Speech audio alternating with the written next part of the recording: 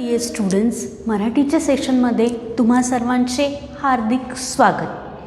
विद्यार्थी मित्रांनो, मागील मराठी व्याकरणाच्या व्हिडिओजमध्ये आपण शब्दांच्या जाती, काळ, विरामचिन्ह, आपण शब्दांच्या एकूण पूर्ण शिकलेल्या 8 जाती, त्यानंतर काळाचे प्रकार, काळ आणि त्यानंतर विरामचिन्हे म्हणजे जे शब्द आपण बोलताना किंवा लिहिताना आपण जो विराम घेतो, आपण थांबतो, तेव्हा तो थांबलेला जो आपला भाग असतो तो दाखवण्यासाठी आपण जो चिन्ह वापरतो त्यांना विरामचिन्हे म्हणतात. विरामचिन्हे कोणते आणि त्यांचा वापर कुठे व कसा करावा या संदर्भातली सर्व माहिती आपण आपल्या इथून मागच्या व्हिडिओमध्ये घेतलेली आहे. त्यानंतर आपला पुढचा जो मराठी व्याकरणाचा भाग आहे तो म्हणजे समास. आज आपण समास या नवीन तुमच्या व्याकरणाच्या भागाविषयी माहिती घेणार आहोत. आता तुम्हाला प्रश्न पडला असेल की समास म्हणजे काय? हा तुमच्यासाठी पूर्णपणे नवीन असा घटक आहे. इयत्ता 8वीपासूनच तुम्हाला समास हा नव्याने घटक सुरू झाला आहे. तो तुम्हाला इयत्ता 11वी 12वी 9वी 10वीमध्ये तर अर्थातच असणार आहे. पण तुम्ही जर का 11वी 12वीला मराठी हा विषय घेतला तर त्यामध्ये देखील सुद्धा तुम्हाला समास हा भाग असणार आहे. तर आता समास म्हणजे काय? समास बोलताना किंवा लिहिताना आपण शब्दांची काटकसर करतो. विद्यार्थी मित्रांनो, बोलताना किंवा लिहिताना आपण शब्दांची काटकसर करतो. हो, आपण शब्दांची सुद्धा काटकसर करतो. त्याचा एक शब्द किंवा जोड शब्द तयार करतो. आपण बोलताना लिहिताना जी शब्दांची काटकसर करतो त्याचा आपण एकच शब्द तयार करतो किंवा जोड शब्द तयार करतो. जोड शब्द म्हणजे 2 शब्द जोडून येतात, त्यांना काय म्हणतात? जोड शब्द तयार करतो. त्यास व्याकरणात समास असे म्हणतात. त्या 2 जोड म्हणजे त्या जोड शब्दांना किंवा 2 शब्दांसाठी किंवा एका वाक्यासाठी वापरण्यात येणारा एकच शब्द याला मराठी व्याकरणात समास असे म्हणतात. त्याला समास असे म्हणतात. आपण जी शब्दांची काटकसर करतो, थोडक्यात काटकसर करून वापरलेला जो शब्द असतो त्यालाच समास असे म्हणतात. आता समास म्हणजे सम अधिक अस. सम अधिक अस हे 2 शब्द एकत्र येऊन समास हा शब्द तयार झालेला आहे. या प्रक्रियेतून तयार होणाऱ्या शब्दांना काय म्हणतात? सामासिक शब्द म्हणतात. या प्रक्रियेतून म्हणजे बोलताना किंवा लिहिताना आपण शब्दांची काटकसर करून जो जोड शब्द किंवा एकच शब्द तयार करतो, जोड शब्द किंवा एकच शब्द तयार करतो, या प्रक्रियेतून तयार झालेल्या शब्दांना काय म्हणतात? सामासिक शब्द. काय म्हणतात? सामासिक शब्द. आता आपण समास म्हणजे काय हे उदाहरणांनी बघूया. समजा उदाहरण घेतलं आपण पुरणपोळी. आता पुरणपोळी म्हणजे काय? की पुरण घालून तयार केलेली पोळी. पुरणपोळी म्हणजे पुरण घालून तयार केलेली पोळी. पण दरवेळेस आपण असं थोडी म्हणतो की पुरण घालून तयार केलेली पोळी मला द्या किंवा पुरण घालून तयार केलेली पोळी मला आवडते, असं म्हणतो का आपण? नाही. आपण त्या सगळ्या एका वाक्यासाठी एकच शब्द काय वापरतो? पुरणपोळी. मग पुरणपोळी हा शब्द काय झाला? सामासिक शब्द झाला किंवा याला काय म्हणतात? समास म्हणतात. म्हणजे पुरण घालून तयार केलेल्या या पूर्ण वाक्यासाठी आपण केवळ एकच शब्द वापरला, तो म्हणजे पुरणपोळी. म्हणून पुरणपोळी हा शब्द काय झाला?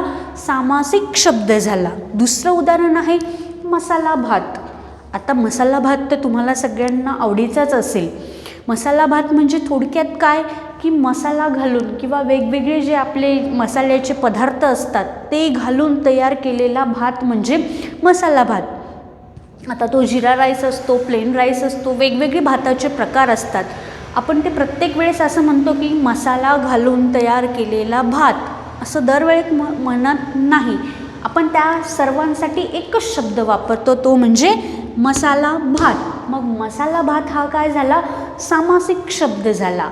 एका पूर्ण वाक्यासाठी आपण केवळ एकच शब्द तयार केला, त्याला म्हणतात मसाला भात. बरोबर?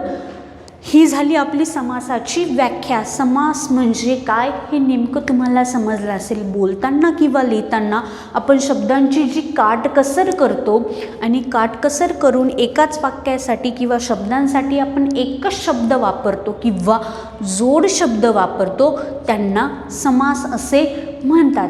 आता या समासाचे मराठी व्याकरणामध्ये काही प्रकार पडतात. समासाचे काही प्रकार पडतात आणि मराठी व्याकरणात समासाचे एकूण 4 प्रकार पडतात. किती प्रकार पडतात? 4. पहिला आहे अव्ययीभाव समास. दुसरा आहे तत्पुरुष समास. आणि तिसरा आहे द्वंद्व समास. कोणता? द्वंद्व समास. आणि चौथा आहे बहुव्रीही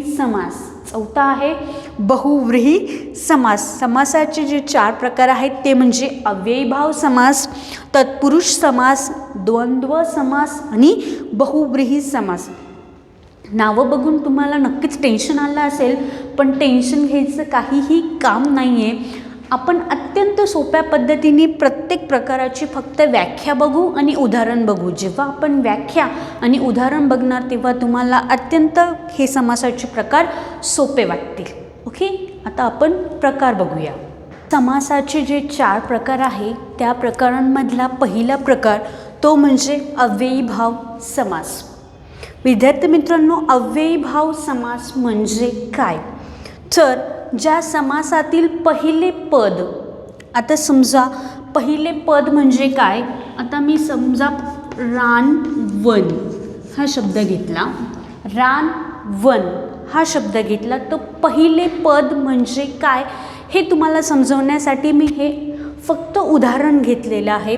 तर यामध्ये 2 शब्द आहेत, बरोबर? एक रान आणि दुसरा वन, बरोबर? मग यामध्ये हा जो पहिला शब्द आहे याला म्हणतात पहिले पद म्हणजे रान शब्द आणि दुसरे पद म्हणजे वन शब्द. म्हणजेच अव्ययीभाव समास म्हणजे काय?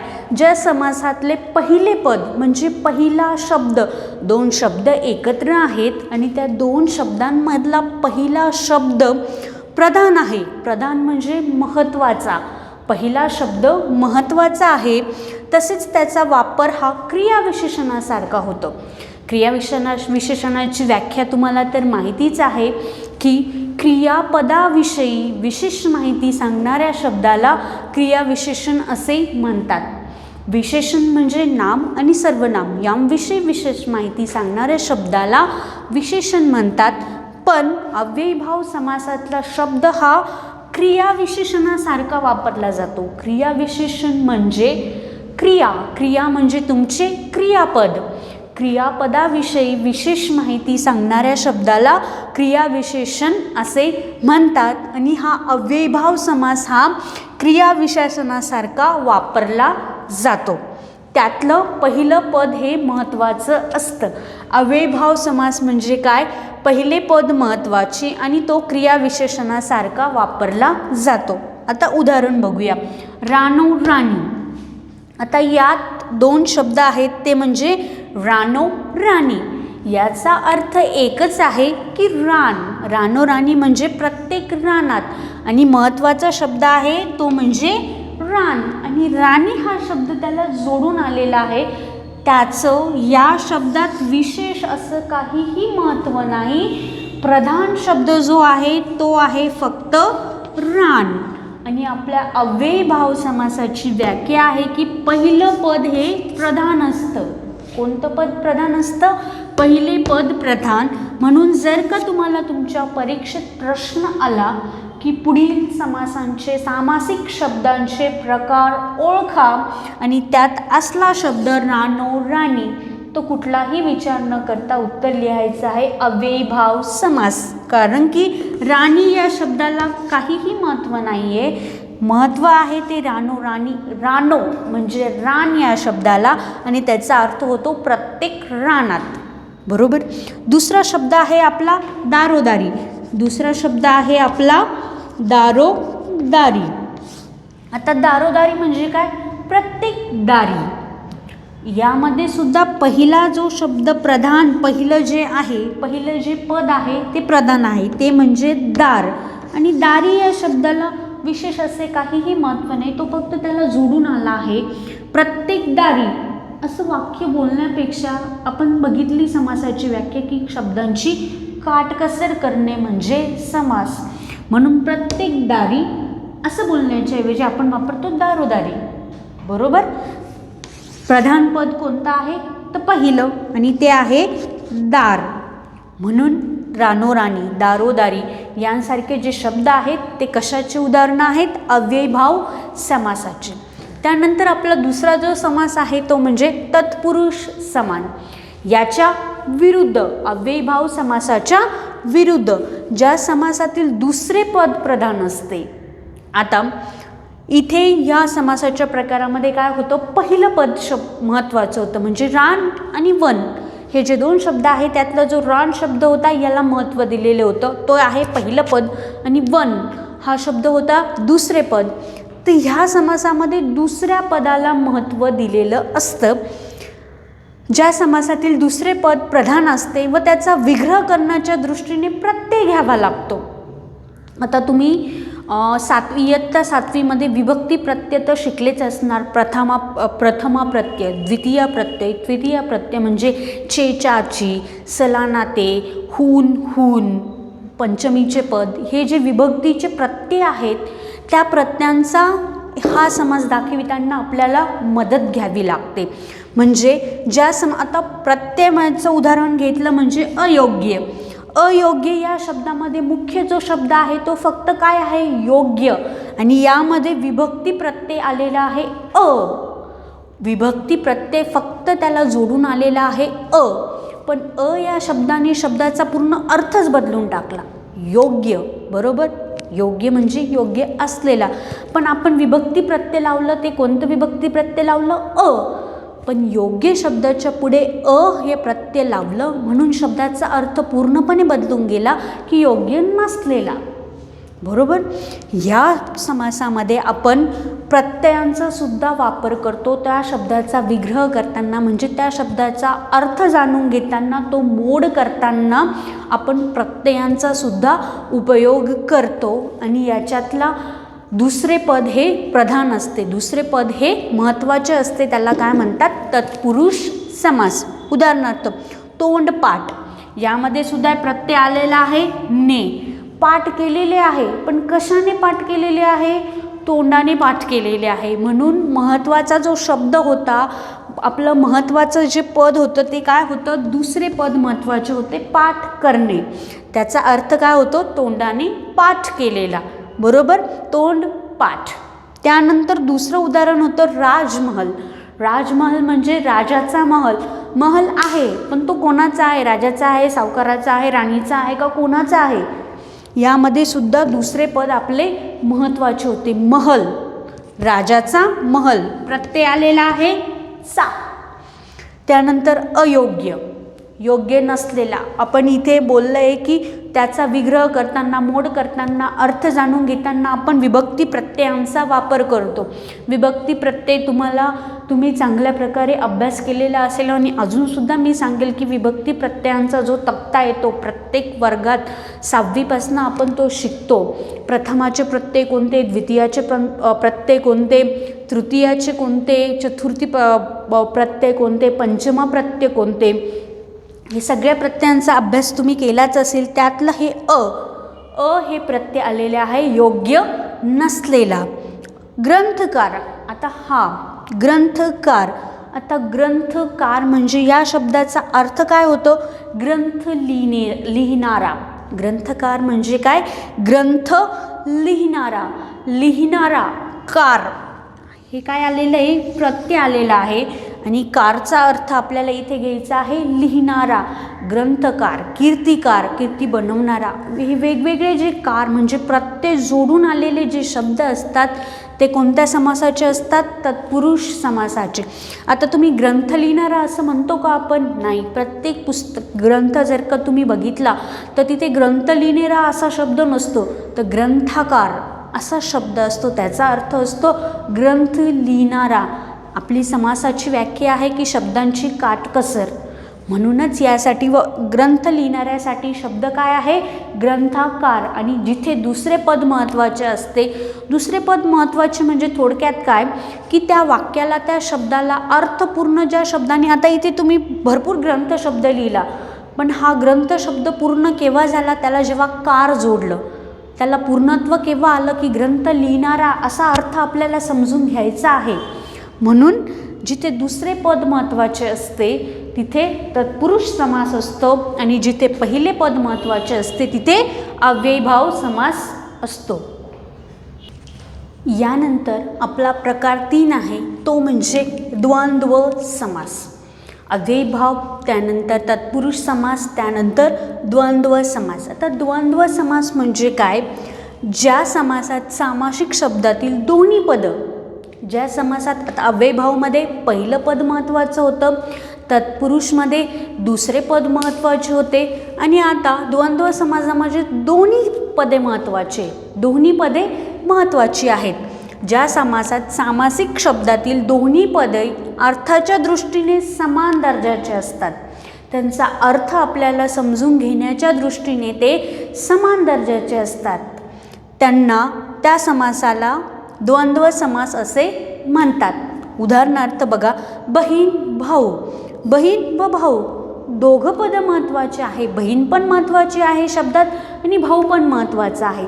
म्हणजे बहीण भाऊ या शब्द फोडताना किंवा हा शब्द पूर्ण म्हणताना आपण कसा म्हणू? बहीण व भाऊ.